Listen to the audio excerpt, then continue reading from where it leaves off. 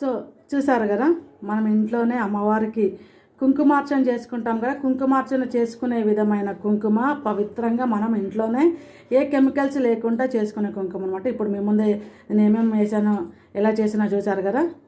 So ఎంత బాగుంది కదా.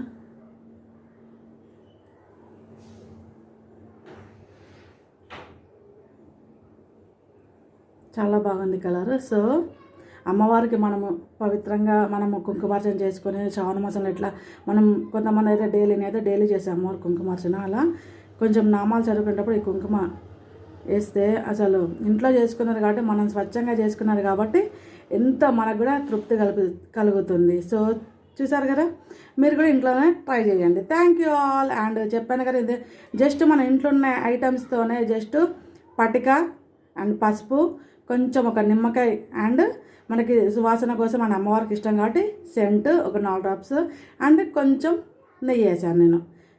ఎంత అందమైన కుంకుమ. అండ్ ఇది మనం బయటికి వెళ్ళి కొనుక్కునే బదులు ఇంట్లోనే తయారు చేసుకోవచ్చు కాబట్టి నేను ఇంట్లోనే చేస్తాను. అది కూడా ఎలా చేస్తాను అనేది మీకు చూపెట్టాను.